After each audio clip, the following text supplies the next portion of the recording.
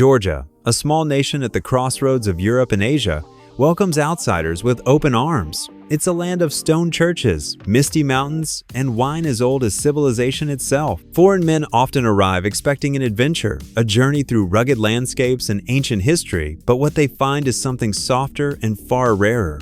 In Georgia, hospitality isn't performance, it's instinct. Here, warmth flows effortlessly. A stranger becomes a guest becomes a friend, and a friend quickly becomes family. It's a place where dinner lasts for hours, laughter fills the air, and kindness feels like a birthright. For Western men accustomed to distance and decorum, Georgia isn't a destination, it's a reminder of what human connection used to feel like. At the foot of the Caucasus Mountains, Georgia breathes a rhythm older than borders. Every village has its stories, and every home carries the scent of baked bread and wood smoke. The people live by a code that blends faith, loyalty, and fierce hospitality, a trinity that has survived invasion, famine, and empire. To them, kindness isn't courtesy, it's inheritance. Foreign men often find themselves stunned by this sincerity. Within hours of arrival, they're invited to homes, fed until they can't move, and toasted to health by strangers who refuse to let the night end. There's no caution, no calculation, just genuine warmth. A guest is a gift from God, locals say, and they mean it. It's not about impressing outsiders, it's about honoring life itself. A Georgian table isn't a place to eat, it's a place to belong. Every toast tells a story, every laugh bridges a language gap, and every shared drink dissolves difference. Even silence here feels comfortable, like being home after a long journey. For Western men raised in colder emotional climates, Georgia feels almost mythical. It's proof that human connection can survive modern cynicism. In this small corner of the world, surrounded by towering peaks and timeless songs, the warmth of strangers feels stronger than blood. Georgian women carry a quiet grace that's impossible to imitate.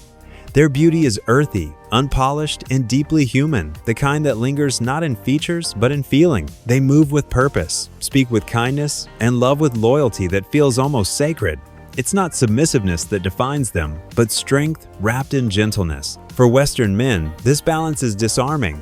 Georgian women are proud, intelligent, and emotionally mature, yet their femininity feels effortless. They can debate politics at dinner and still bring laughter to the table like a melody. They don't chase attention, they earn respect. To them, love isn't a game. It's a lifelong commitment built on character, not charm. What foreign men admire most is the depth of sincerity. A Georgian woman won't flatter you with words she doesn't mean. If she welcomes you, she does so completely. If she loves you, she stands by you, even when life turns harsh. She doesn't fall for status, she falls for sincerity. Many Western men describe Georgian affection as grounding. It's not rushed or reckless, but deliberate and strong. Georgian women value connection over convenience, patience over pretense. They remind men that partnership isn't about control or competition, it's about compassion. And in their eyes, love isn't something you earn, it's something you prove worthy of. To understand Georgia, you must understand honor. It isn't a word here, it's a way of life. From the way they greet elders to the way they raise toasts, everything is guided by respect. It's a moral compass forged through hardship and held together by loyalty. Western men often marvel at how effortlessly Georgians treat others with dignity. Even a simple handshake carries meaning. To insult a guest is to insult oneself. To betray trust is to lose your place in the community. In this small nation, reputation isn't about wealth, it's about kindness, courage, and consistency. People remember how you made them feel long after they forget your name. This code of honor extends to love as well. Men are expected to protect, not possess. Women are admired for their devotion, not their obedience. Romance in Georgia isn't performative, it's principle. Promises matter, and so does patience. Love that endures hardship earns more respect than love that comes easily. For Westerners used to casual affection, this devotion feels both rare and humbling. Georgians don't fear vulnerability, they fear dishonor. And so every bond, whether romantic or platonic, is treated like something sacred. In Georgia, character isn't what you display, it's what you defend. And in that difference lies the nation's deepest beauty. Western men often arrive in Georgia expecting to remain outsiders, but within days, that illusion disappears. Locals wave to them in markets, strangers share meals, and someone inevitably insists, "You are family now." It's disarming, almost unsettling, to be accepted so completely without earning it first. In cities like Tbilisi or Batumi, these encounters happen daily. A taxi driver refuses to take your money. A grandmother stuffs your hands with homemade bread. A young woman invites you to her family's supra before even knowing your last name. It's warmth without agenda, the kind that's so rare, it almost feels unbelievable. For Western men, the emotional openness is transformative. Back home, affection often feels transactional. Here, it's instinctive. No one calculates what they gain from kindness, they simply give. Even language barriers crumble under laughter and shared stories. Many foreigners say Georgia feels like therapy for the soul. It restores faith in humanity, reminding them that connection doesn't need explanation. They arrive strangers, and they leave carrying something invisible but permanent, a sense of belonging they didn't know they missed. Georgia doesn't ask you to fit in. It simply opens its arms and trusts that warmth will do the rest. In Georgia, hospitality isn't a custom, it's a calling.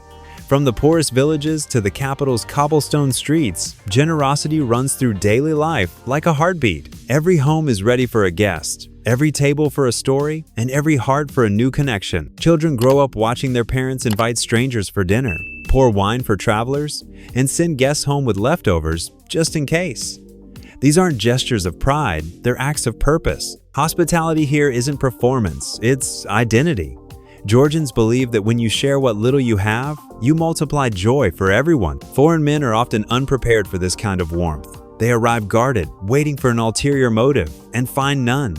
The kindness is real, the laughter is real, the bond is real. It's a culture that doesn't demand trust, it gives it first. At a Georgian table, you're not a visitor, you're kin. The host toasts your happiness, the family feeds you endlessly, and for a few hours, the world outside ceases to matter. When you finally stand to leave, they insist you return soon, and they mean it. For Western men, this experience feels almost holy.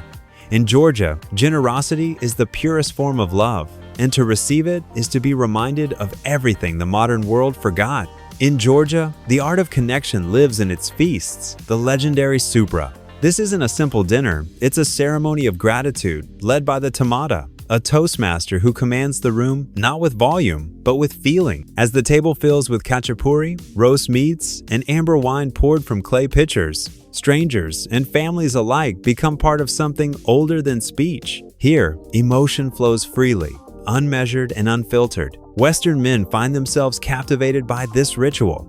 In a world where conversation often competes with screens, Georgia brings back the lost rhythm of storytelling. Each toast honors something eternal: mothers, friendship, peace, memory, love. The tamada raises his glass, speaks from the soul, and invites everyone to remember what truly matters.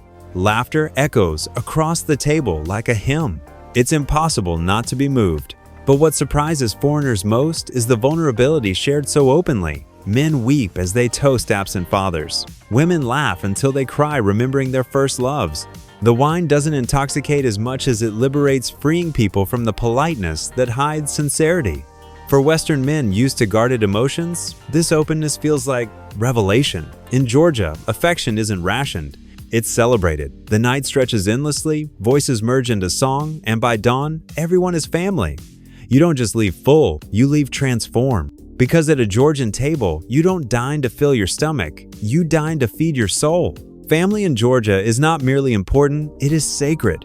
It anchors identity, shapes character, and weaves together the country's emotional fabric. Generations live close, bound by duty and devotion, with grandparents acting as storytellers and guardians of wisdom. To be part of a Georgian family is to be loved relentlessly and corrected compassionately, often in the same breath. Foreign men often marvel at this closeness. In the West, independence is prized, but in Georgia, belonging is the true measure of adulthood. Meals are shared, decisions are collective, and no celebration is complete without everyone present, even distant cousins you've never met.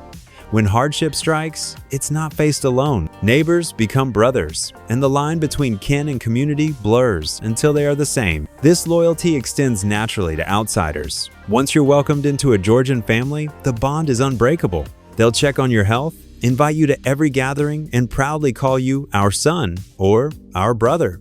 There's no pretense, only protection. Their affection is not exaggerated. It's engraved in daily acts of care. For Western men who often equate love with freedom, this interconnectedness feels grounding. It's not suffocating, it's securing. You're never left wondering where you stand. In Georgia, love isn't silent or abstract. It's loud, alive, and continuous. It shows up in every meal, every hug, every moment of shared laughter. And once you experience that kind of belonging, it changes the way you define home forever. Georgia's beauty lies in its balance, ancient in soul, yet modern in spirit. It's a place where tradition doesn't resist change, it refines it. Women pursue education, lead businesses, and voice opinions boldly, while still upholding values rooted in family, respect, and warmth. This blend gives Georgia a rare harmony progress that doesn't come at the cost of identity. Western men often notice this equilibrium immediately. Georgian women possess the independence of modern Europe, but the emotional depth of the old world. They aren't drawn to arrogance or extravagance, but to sincerity and humility. They expect mutual respect and emotional availability, not grand gestures. Love here doesn't need fireworks, it thrives in trust. What makes this mix so compelling is its authenticity. Tradition isn't forced, it's lived. Young couples still visit grandparents for blessings before marriage. Families still gather every Sunday around home-cooked meals. Yet, women lead conversations about equality, education, and change, all while preserving the grace that defines their culture. It's a quiet revolution, powered not by rebellion, but by resilience. Western men often find themselves inspired, even humbled.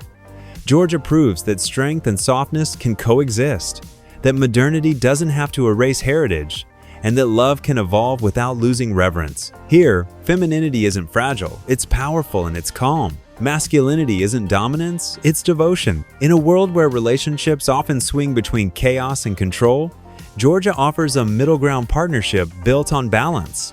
And in that balance lies its most irresistible charm. Georgia's kindness is not born of comfort, it's born of survival.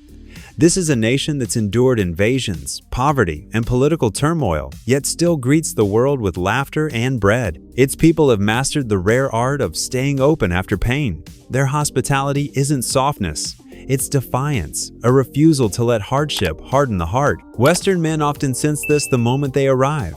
There's a strength behind every smile, a history behind every embrace. When a Georgian offers you food, they're not just feeding you, they're saying, "You are safe here." The generosity is profound, the empathy instinctive. It's not about charity, it's about shared humanity. This courage is especially visible in Georgian women. They've carried their families through wars and scarcity, yet they remain nurturing, optimistic, and dignified. Their warmth is not naivete, it's endurance made beautiful. They love deeply because they know how easily life can take it away. For Western men, this authenticity is magnetic. In a world where kindness is often mistaken for weakness, Georgia stands as proof that gentleness is strength refined. The men learn quickly that to love a Georgian woman is to respect her history and her hope, both equally unshakable. When foreigners leave, they carry this kindness like a scar, permanent and transformative.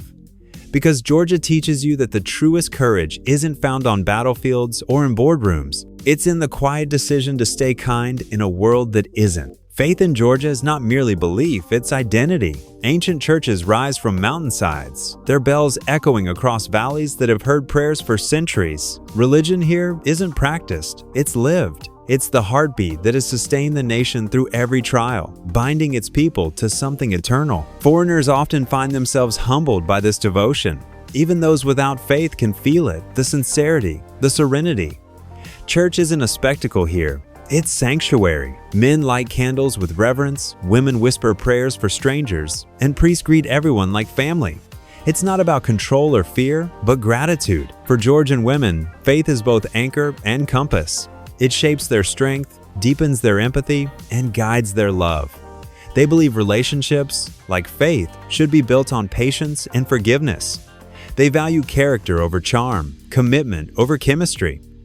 For them, spirituality isn't separation from the world, it's how they move through it. Western men are often softened by this quiet devotion. It shows them that faith can coexist with reason, that humility can live beside ambition, and that love, when guided by grace, never loses its depth. Even those who arrive skeptical find themselves lighting a candle before they leave. Georgia's faith isn't loud or self-righteous. It's steady, warm, and deeply human. It teaches that real belief isn't about rituals, it's about compassion. And in that lesson, foreign men rediscover something they'd forgotten, that faith, at its best, is love practiced every day. Georgia has a gift for turning encounters into memories. A stranger at a cafe becomes a dinner guest. A passerby becomes a lifelong friend. People here don't wait for introductions, they create them. It's a country where every meeting feels intentional, every conversation like the start of a story that will outlive the moment. Western men often find this intoxicating. Back home, connection feels filtered and cautious. Here, it's immediate and sincere. Georgians don't see foreigners, they see potential family. They ask questions with genuine curiosity, listen with patience, and make space for laughter even before names are exchanged. You can't walk through Tbilisi without someone smiling like they've known you forever. These spontaneous connections rarely fade. Letters are written, photos exchanged, promises made to return. And somehow, you always do. Georgia doesn't just host you, it haunts you, softly and kindly, like a memory that refuses to let go. Foreign men often say they arrive tourists and leave as witnesses to a way of life that still believes in the goodness of people. Every story they carry home begins the same way. I met someone in Georgia. That's the power of this place. It refuses to let you be invisible. In a world that rushes past faces, Georgia stops, looks you in the eyes and says, "You matter." And that simple sentence, more than the mountains or the wine, is why people never truly leave. Georgia stands as living proof that kindness can outlast struggle. It shows that the measure of a nation isn't its wealth or size, but its humanity. Here, generosity is instinct, not performance. Strangers are welcomed as family, and love is expressed through action, not promise. Every meal, every smile, every shared story reminds you that the world can still feel intimate if we let it. For Western men, Georgia becomes more than a journey, it becomes restoration. It reminds them of values forgotten in modern life: sincerity, gratitude, and patience. It strips away cynicism and replaces it with belonging. In the arms of its people, they remember what love without expectation feels like. Georgia doesn't ask who you are or what you've achieved. It only asks if you'll stay for dinner and mean it. And that simple invitation, whispered with warmth, becomes something profound. Proof that home isn't a place, it's a feeling someone gives you. As the sun dips behind the Caucasus Mountains, Georgia glows like an ember, small, steady, and full of heart. It's a country that doesn't boast, yet everyone who visits leaves speaking its name with awe. The roads are old, the songs older, but the warmth feels eternal. Here, affection isn't seasonal, it's the weather itself. Foreign men often arrive chasing adventure, but they stay because of love, not romantic love alone, but love in its purest form, human connection. Georgia doesn't sell you an experience, it gives you belonging. It reminds you that kindness is not weakness, and hospitality is not showmanship. It's courage, the courage to open your heart first. When you leave, you don't say goodbye. You say nakvamdis until we meet again. Because deep down, you know you will. In a world obsessed with walls, Georgia remains a door left wide open, and once you step through, it never truly closes.